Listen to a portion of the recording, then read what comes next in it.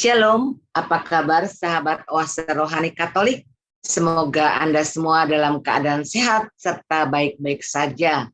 Kita berjumpa kembali dalam siaran Oase Rohani Katolik pada hari ini. Gembira sekali kita hari ini dapat berjumpa dengan Romo Yohanes Hari Purnomo OSC. Dan saya Benarit Marita akan menemani Anda semua sampai di penghujung acara. Sekarang marilah kita menyapa salam damai kepada Romo Hari yang sudah ada untuk Anda hari ini. Salam damai Romo. Salam damai juga Ibu Marita. Apa kabar Romo? Baik. Baik, puji Tuhan. Baiklah sahabat Oase Rohani Katolik, marilah kita awali acara ini dengan sebuah doa yang akan dipimpin oleh Romo Hari. Silakan Romo. Baik, marilah kita berdoa. Dalam nama Bapa dan Putra dan Roh Kudus. Amin. Puji dan syukur kami haturkan kehadirat-Mu, ya Allah Bapa yang Maha Baik, atas kehidupan baru yang boleh kami terima pada hari ini. Dan kesempatan ini juga kami hendak merenungkan sabda-Mu melalui Yesus Kristus, Sang Putra, dan juga pengalaman dari Paulus ketika ia mewartakan kabar sukacita. Dan terlebih pada peringatan Santo Carolus Luanga pada hari ini, kami juga ingin meneladan sikap keimanannya agar kami pun semakin teguh beriman dan kuat berharap serta kokoh dalam kasih kami kepada-Mu dan kepada sesama kami. Bimbinglah kami dengan daya Roh Kudus-Mu, agar pertemuan kami ini senantiasa dapat berjalan sesuai dengan kehendak-Mu. Dengan pengantaran Yesus Kristus, Putra-Mu Tuhan kami, yang bersama dengan Dikau dalam persatuan Roh Kudus, hidup dan berkuasa Allah sepanjang segala masa. Amin. Dalam nama Bapa dan Putra dan Roh Kudus. Amin. Amin. Sahabat Oase Rohani Katolik, hari ini adalah pesta wajib Santo Carolus Luanga dan kawan-kawan martir. Antifon pembuka kita untuk hari ini adalah laksana emas dalam dapur api, para pilihan diuji oleh Tuhan. Lalu mereka diterima bagaikan kurban bakaran, dan pada waktu pembalasan mereka akan bercahaya, sebab anugerah dan damai tersedia bagi para pilihan Allah. Haleluya. Bacaan hari ini diambil dari Kisah Para Rasul bab 25 ayat 13 sampai 21. Waktu Paulus ditahan dalam penjara di kota Kaisarea, datanglah Raja Agripa dengan Bernike ke Kaisarea untuk mengadakan kunjungan kehormatan kepada Gubernur Festus. Karena mereka beberapa hari lamanya tinggal di situ, Festus memaparkan perkara Paulus kepada raja itu. Katanya, "Di sini ada seorang tahanan yang ditinggalkan Gubernur Felix pada waktu dia pergi. Ketika aku berada di Yerusalem, imam-imam kepala dan tua-tua orang Yahudi mengajukan dakwaan terhadap orang itu dan meminta supaya ia dihukum. Aku menjawab mereka bahwa bukanlah kebiasaan pada orang-orang Roma untuk menyerahkan seorang terdakwa sebagai suatu anugerah sebelum ia dihadapkan dengan orang-orang yang menuduhnya dan diberi kesempatan untuk membela diri terhadap tuduhan itu. Karena itu, mereka turut bersama-sama dengan aku kemari. Pada keesokan harinya, aku segera mengadakan sidang pengadilan dan menyuruh menghadapkan orang itu. Tetapi ketika para pendakwa berdiri di sekelilingnya, mereka tidak mengajukan suatu tuduhan pun tentang perbuatan jahat, seperti yang telah aku duga. Mereka hanya berselisih paham tentang dia, tentang soal-soal agama mereka, dan tentang seorang yang bernama Yesus yang sudah mati. Tetapi dengan yakin, Paulus mengatakan bahwa ia hidup. Karena aku ragu-ragu, bagaimana harus memeriksa perkara-perkara seperti itu. Aku menanyakan, apakah Paulus mau pergi ke Yerusalem supaya perkaranya dihakimi di situ. Tetapi Paulus naik banding, ia minta supaya ia tinggal dalam tahanan dan menunggu sampai perkaranya diputuskan oleh Kaisar. Karena itu, aku menyuruh menahan dia sampai aku dapat mengirim dia kepada Kaisar. Demikianlah sabda Tuhan. Syukur kepada Allah. Sahabat Oase Rohani Katolik yang terkasih, marilah kita tanggapi sabda Tuhan dengan mazmur tanggapan. Tuhan sudah menegakkan tahtanya di surga. Tuhan sudah menegakkan tahtanya di surga. Pujilah Tuhan, hai jiwaku. Pujilah namanya yang kudus, hai segenap batinku. Pujilah Tuhan, hai jiwaku. Janganlah lupa akan segala kebaikannya. Tuhan sudah menegakkan tahtanya di surga. Setinggi langit dari bumi, demikianlah besarnya kasih setia Tuhan atas orang-orang yang takwa kepadanya. Sejauh timur dari barat, demikianlah pelanggaran-pelanggaran kita dibuangnya. Tuhan sudah menegakkan tahtanya di surga.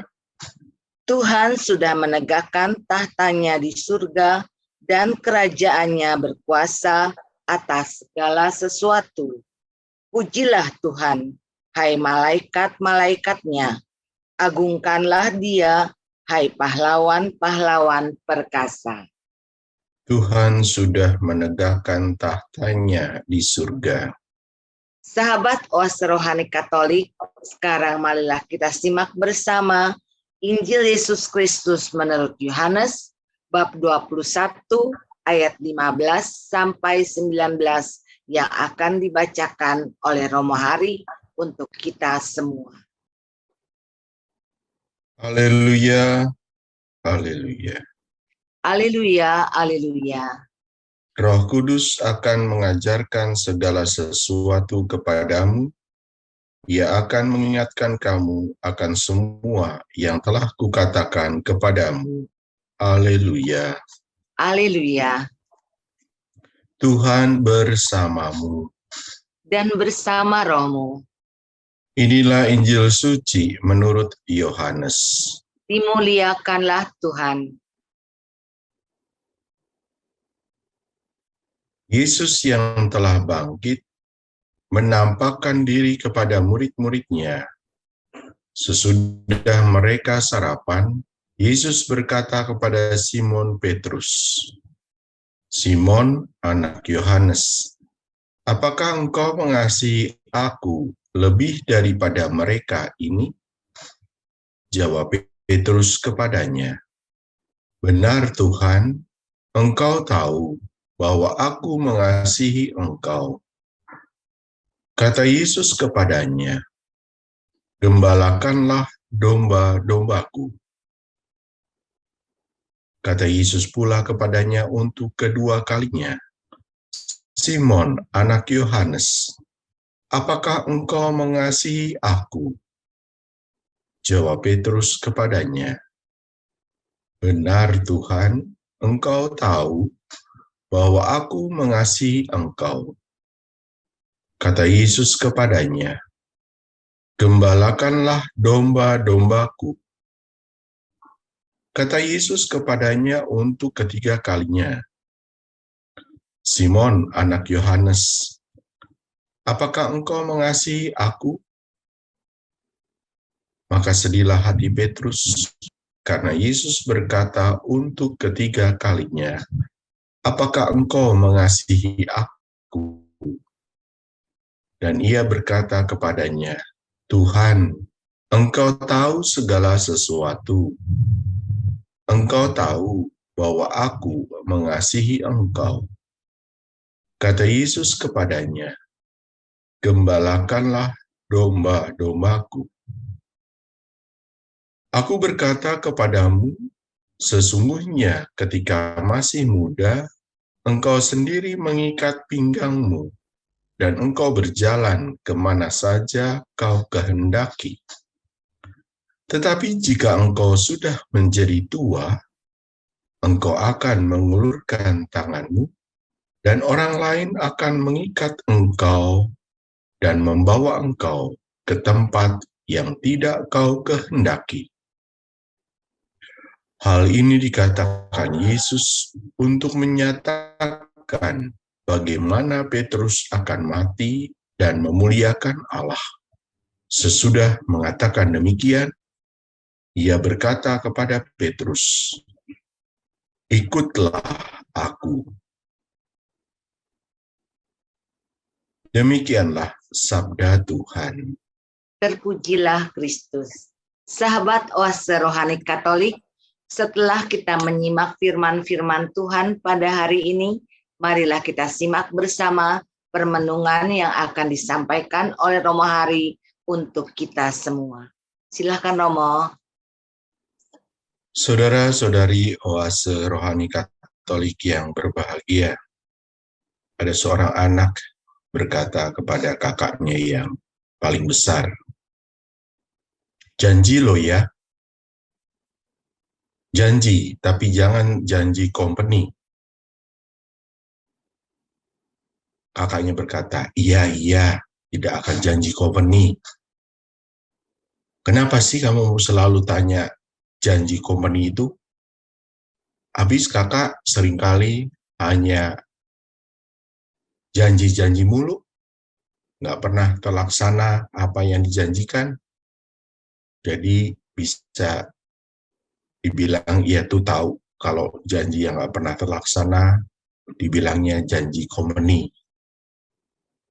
Para pendengar Oase Rohani Katolik, orang memang kalau sudah seringkali diberikan harapan palsu, pasti akan menagih janji. Apakah janji itu akan terlaksana atau tidak, itu memang tergantung dari si pembuat janji juga. Hari ini kita mendengarkan bagaimana Petrus ditanyai oleh Yesus tentang kasihnya kepada Yesus. Memang kalau dalam bahasa aslinya, kasih yang ditanyakan oleh Yesus pada awal dan yang kedua, yang pertama dan kedua, itu kasihnya lebih bernuansa agape. Artinya, kasih yang sungguh-sungguh mau mengorbankan diri sepenuhnya kepada sahabatnya, kepada gurunya, kepada orang yang dikasihinya. Mengapa Yesus menanyakan kasih Petrus kepadanya? Bukan semata-mata Yesus mau mengingatkan penyangkalan Petrus ketika Yesus disalibkan, tetapi terlebih mau menggali sejauh mana Petrus sungguh mengasihi gurunya. Ini sebenarnya juga mengingatkan Petrus akan pertemuannya pertama dengan Yesus. Diajaknya Petrus untuk melihat atau merenungkan kembali, mengingat kembali suasana perjumpaan ia dengan Yesus sendiri. Dan pada saat itu pula Petrus mengungkapkan bahwa ia ingin mengikuti Yesus dengan sepenuh hati. Namun di tengah jalan, terlebih ketika Yesus mengalami penderitaan, Petrus sama sekali tidak hadir. Memang Petrus pernah mengungkapkan, "Kemana saja engkau pergi, bahkan sampai mati pun aku akan senantiasa besertamu. Namun hal itu tidak terjadi. Itulah yang bisa dikatakan janji komeni. Maka Yesus menanyakan pada Petrus tentang kasihnya sampai ketiga kali. Dan jawaban dari Petrus pun bukan kasih yang agape, tetapi masih kasih yang filial. Filia, artinya kasih kepada sahabat. Hanya kepada sahabat. Tidak untuk yang lain, hanya pada orang yang dikasihi itu saja. 3 kali Petrus mengatakan bahwa ia mengasihi Yesus sebagaimana para murid mengasihi Yesus. Karena Petrus sendiri menyadari kelemahannya, penyangkalan dirinya, meskipun tidak diingatkan oleh Yesus. Ia senantiasa tak berdaya ketika harus menghadapi suatu tantangan untuk memperlihatkan kasihnya kepada Sang Guru, yaitu Yesus sendiri. Maka ketika 3 kali ditanya tentang kasihnya kepada Sang Guru, Petrus menjawab, mengasihi dengan cara ia mengasihi sahabatnya. Para pendengar Oasis yang terkasih, kita juga mungkin ditanya oleh Yesus, apakah engkau mengasihi aku? Pertanyaan yang senantiasa bisa kita renungkan, mungkin sepanjang hidup kita. Karena perjumpaan, pengenalan, kemudian kemuridan dari diri kita sebagai murid-murid Yesus terus-menerus diuji dalam kehidupan kita. Sehingga kita sungguh-sungguh ditantang untuk memurnikan kasih kita pada Sang Guru, lebih dalam tindak tanduk, tingkah laku, perbuatan-perbuatan kita kepada sesama. Memang dikatakan kalau kita mengasihi Yesus tetapi tidak terwujud di dalam tindakan perbuatan kita, Yakobus mengatakan itu adalah kasih yang sia-sia. Tidak ada sama sekali perwujudan nyata dari kasih itu sendiri. Maka Yesus pun senantiasa menanyakan kepada kita tentang kasih kita kepadanya, dan juga kasih kita kepada sesama, yang mana sesama pun berhak mendapatkan kasih seperti yang kita terima dari Allah sendiri. Dan dengan kasih yang kita hayati, kita laksanakan, kita wujudkan di dalam kehidupan kita, pasti kawanan-kawanan domba atau kita sendiri sebagai murid-murid Yesus senantiasa ada dalam kesatuan, senantiasa ada dalam kebersamaan.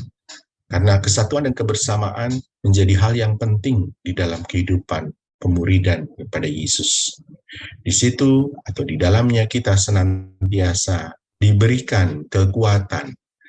Apabila kita merasa tak berdaya, kita diberi semangat baru kembali untuk mewujudkan kasih itu di dalam kehidupan kebersamaan kita. Sebagai murid Yesus, kita pun tentu saja mengalami banyak sekali tantangan. Terlebih di dalam masa modern ini, kita harus benar-benar bisa memilah-milah mana yang membuat kita menjadi lebih dekat dengan Allah, tetapi juga kita ingat bahwa kita harus berani menyingkirkan hal-hal yang malah menjauhkan kita dari Allah. Itulah kasih itu senantiasa diuji dan diuji dan diuji sampai akhir hayat hidup kita. Dan mudah-mudahan dengan Injil yang kita renungkan hari ini, kasih kita pun sama seperti Petrus, bahwa kita pun mengasihi Yesus dengan sepenuh hati di dalam perjalanan kehidupan kita, di dalam panggilan kita masing-masing, kita sebagai imam, biarawan-biarawati, hidup bakti, ataupun sebagai anggota masyarakat, sebagai anggota keluarga di mana kita tinggal, atau dimanapun kita diutus. Dan mudah-mudahan dengan demikian, kita senantiasa setia kepada Yesus, Sang Guru kita. Kurang lebih itu yang bisa saya sampaikan dalam permenungan pagi hari ini. Terima kasih Romo. Romo, bagaimana kita bisa mengasihi Yesus dengan sepenuh hati, Romo? Supaya kita dapat mengasihi Yesus dengan sepenuh hati, itu bagaimana caranya? Nah, untuk mengasihi seseorang yang kita kasih, tentu kita juga menjalani perkenalannya. Karena perkenalan pun tidak hanya satu kali kemudian kita langsung mengenalnya. Kita mengenal mungkin, tapi kita bisa jadi belum mengerti siapa Yesus itu. Dari proses pengenalan kita mulai masuk ke dalam proses ya sebetulnya PDKT dulu kan biasanya. PDKT terus pengenalan, terus kemudian masuk dalam hubungan yang relasional yang lebih intim lagi gitu. Dengan demikian kita semakin mengenal Yesus. Dari mana kita bisa berhubungan, bisa mengenal Yesus kalau tidak lain dan tidak bukan dari kitab suci. Karena Yesus itulah sebabnya para penulis kitab suci, terlebih dalam Injil, di mana di situ dikisahkan tentang perjalanan Yesus dari awal mula lahir ke dalam dunia sampai akhirnya disalibkan untuk mewujudkan pengorbanan dan kasihnya yang begitu besar kepada kita manusia yang dicintainya. Jadi kalau mau mengenal Yesus tentu juga kita PDKT, kita mengenalnya dengan banyak merenungkan kitab suci. Memang kadang-kala kitab suci atau terlebih Injil Yohanes ini seringkali Injil yang penuh kata-kata yang dalam, penuh kalimat-kalimat yang sungguh menantang kita untuk masuk lebih dalam lagi. Nah, dengan demikian maka kita pun diajak untuk semakin dalam berrelasi, berkenalan, berhubungan dengan Yesus sendiri secara lebih intim. Nah, oleh karena itu dalam membaca Injil, terlebih membaca kitab suci yang menceritakan tentang Yesus, hendaknya kita juga masuk dalam doa. Sungguh kita bukan berelasi seperti sekarang ini, tapi berelasi batin. Batin kita lah yang bekerja ketika kita berhubungan dengan Yesus. Nah, Yesus sudah memberikan roh kudusnya pada kita, dan bagaimana roh itu senantiasa kita juga pelihara atau kita perhatikan di dalam kehidupan keseharian kita. Karena tampaknya kita terlalu sibuk dengan kebutuhan-kebutuhan jasmani kita. Apakah kita juga selalu mau memelihara kebutuhan batiniah kita? Kerinduan-kerinduan itulah yang sebenarnya mau mengajak kita untuk mengenal siapa yang kita ikuti, untuk mengenal lebih dekat lagi guru kita, untuk belajar daripadanya. Memang kita manusia yang cukup terbatas, tapi minimal kita mau mendengarkan pengajarannya dan juga mau melaksanakan pengajaran itu dalam kehidupan kita. Bukan kita mau mengkloning apa yang dilakukan oleh Yesus, itu tidak mungkin. Tapi kalau kita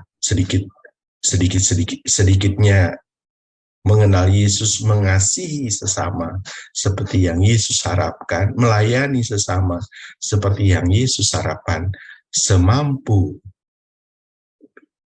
potensi yang ada dalam diri kita, sesuai dengan kemampuan kita, maka Yesus pun akan senantiasa mau membimbing kita lebih dalam lagi. Kurang lebih itu. Terima kasih Romo. Baiklah sahabat Oase Rohani Katolik, mari kita resapkan dalam hati sanubari kita apa yang sudah disampaikan oleh Romo Hari untuk kita semua. Dan kami akan kembali setelah jeda berikut ini.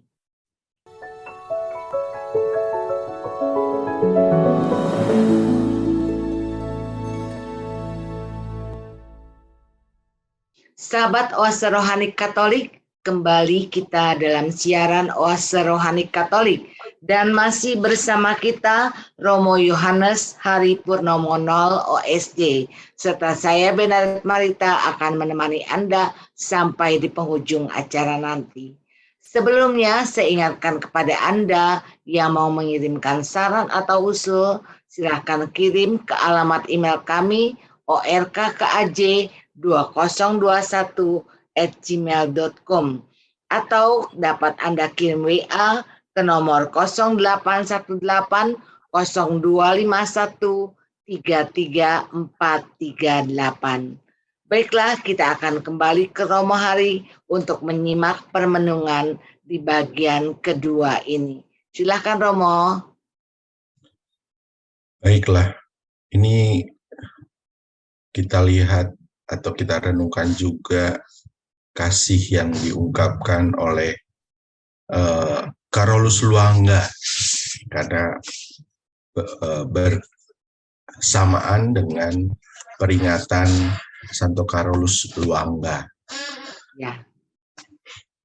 Ya, Carolus Luanga yang saya pernah baca mengenai dirinya, dia adalah seorang anak muda yang tinggal di Uganda ketika situasi sosial, katakanlah, masih sangat ditentukan oleh perintah raja. Apa yang ditentukan oleh raja tidak boleh diabaikan oleh rakyatnya. Juga terlebih mengenai kepercayaan. Artinya, raja dari Uganda pada waktu itu menekankan kepada para rakyatnya untuk berbakti, menyembah kepada sesuatu yang mungkin masih bisa dibilang kafir, menyembah patung yang menjadi keyakinan dan kepercayaan dari sang raja. Jadi semuanya harus dijalankan sesuai dengan perintah raja. Namun dalam situasi seperti itu, Carolus Luanga dan teman-temannya secara sembunyi-sembunyi tertarik untuk mengikuti atau mendengarkan pengajaran Yesus melalui para misionaris yang waktu itu juga pasti mengalami tekanan, mengalami penganiayaan, mengalami segala macam yang membuat iman mereka kalau yang tidak kuat pasti hancur dan lebur. Maka ketika dia mempelajari Yesus dari seorang katekis untuk memperbaiki cara hidupnya, ia pun kemudian tertarik akan pengajaran tentang Yesus. Dengan pengajaran itu, ia sangat mencintai Yesus, mengasihi Yesus dengan sepenuh hati, sehingga perintah raja akhirnya diabaikan. Dan dia waktu itu juga tidak salah juga seorang sida-sida di dalam kerajaan itu. Ada banyak kawan-kawannya yang juga belajar tentang Yesus dari para katekis atau mungkin juga langsung dari para misionaris yang bertugas pada waktu itu, sehingga kesatuan mereka membuat mereka teguh dalam iman mereka kepada sang guru, yaitu Yesus sendiri. Pada waktu penganiayaan yang ditanya oleh raja, diselidiki oleh raja tentang keyakinan dan kepercayaan dari Carolus Luanga ini, ternyata ia sama sekali menyimpang dari apa yang telah ditentukan sang raja, Ya seperti martir-martir sebelumnya, ada gereja awal, ada banyak juga penganiayaan seperti itu. Akhirnya Luangga bersama 20 kawannya itu dibunuh secara massal. Keyakinan pada Yesus tidak membuat imannya goyah. Keyakinannya pada Yesus tidak membuat ia mundur dari kemuridan kepada sang guru, yaitu Yesus sendiri. Dan mungkin ini juga menjadi pelajaran buat kita. Tadi saya katakan bahwa tantangan bukan semata-mata tantangan dari luar. Tantangannya ada justru juga dari dalam diri kita. Tantangan untuk asik dengan kesibukan diri kita sendiri, tantangan hanya mencari hal-hal yang menyenangkan diri, atau tantangan membuat hidup ini hanya berfokus pada diri sendiri. Itulah sebenarnya juga yang menjadi dorongan kita melawan hal-hal tersebut. Supaya apa? Supaya kita tidak jatuh dalam setiap godaan. Karena godaan memang bukan Allah yang memberi ya. Godaan adalah kita sendiri sebenarnya yang ingin tahu, ingin mencoba, ingin berbuat sesuatu yang mudah-mudahan ini menyenangkan menurut pikiran kita. Mudah-mudahan ini yang membahagiakan menurut pikiran kita. Dan memang kebahagiaan dan kesenangan itu terjadi, namun hanya sesaat. Setelah itu kita haus lagi. Kita haus lagi akan kebahagiaan, kita haus lagi akan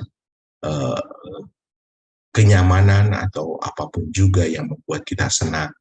Senang sesaat. Ini yang harusnya juga menjadi tantangan kehidupan kita zaman sekarang ini. Dan beranikah kita melawan semuanya itu hanya karena kita juga dikasihi oleh Allah, karena kita juga diberi kebahagiaan, ditawarkan kebahagiaan yang lebih kekal, yang lebih panjang masanya, yang lebih menjamin kehidupan kita di masa-masa mendatang. Berinikah kita mencoba melawan semuanya itu? Itu juga yang bisa kita tiru dari Carolus Luangga dan teman-temannya, selalu melaksanakan apa yang menjadi kehendak Allah di dalam kehidupan bersama kita.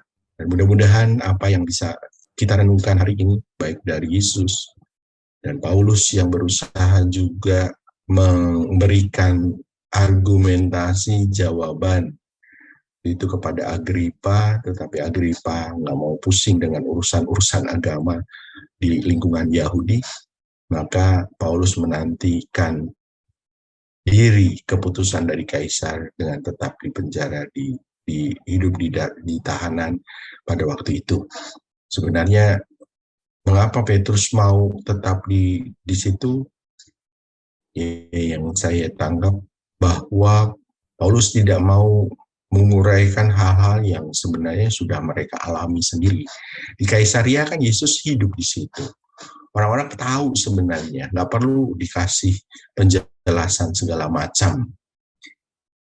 Maka Petrus tetap, Paulus ya, bukan Petrus. Paulus ingin tetap di tahanan, karena masih banyak murid-murid yang ada di Kaisaria bisa menjelaskan tentang persoalan yang sebenarnya ia hadapi pada waktu itu. Jadi ia hanya ingin menanti keputusan dari kaisar tentang tuduhan yang diberikan oleh orang-orang Yahudi kepadanya. Nah, dengan pola Paulus itu juga kita bisa belajar bagaimana kita melandasi iman kita bukan saja dengan hal-hal yang kita pelajari dari segi kognitif kita, tapi juga kita buka hati kita supaya pengenalan kita akan Allah, pengenalan kita akan Yesus, juga pengenalan akan diri kita sendiri menjadi lebih dalam. Itu saja, Ibu Maria. Terima kasih Romo. Romo, Ya, apakah sifat-sifat yang dapat kita teladani dari Carolus Suangga di zaman saat ini, Romo? ya seperti yang tadi dikatakan, teguhlah dalam pengenalan kita akan Yesus, supaya iman kita tidak goyah. Peliharalah iman kita dengan dengan cara apa ya? Seperti tadi dikatakan, galilah di dalam Injil tentang Yesus, galilah juga secara lebih mendalam di dalam Alkitab. Bisa saja kita banyak buku tentang orang-orang suci, kehidupan orang suci, dan terlebih dari Carolus Luanga ini imannya yang baru saja, kayaknya baru gitu dia mengenal Yesus, tapi sudah begitu mencintai Yesus sampai dia tidak mau meninggalkan meskipun dia harus menerima penganiayaan dan bahkan dibunuh. Ya, terima kasih. Sifat totalitas diri terhadap sang guru yang kita ikuti. Itu. Ya, berarti kita harus bersifat totalitas di dalam mengasihi Yesus, ya Romo. Iya. Dengan sungguh-sungguh mengasihi Yesus. Baiklah sahabat Oase Rohani Katolik, dengan demikian usahlah sudah jumpa kita dalam siaran Oase Rohani Katolik hari ini. Maka Romo Yohanes Hari Purnomono OST dan saya Bernadette Marita undur diri dari ruang dengar Anda. Kami mengucapkan salam damai, tetap semangat dan tersenyum. Kita akan tutup jumpa kita dengan sebuah doa dan berkat Tuhan melalui Romo Hari. Silakan Romo. Dalam nama Bapa dan Putra dan Roh Kudus. Amin. Amin.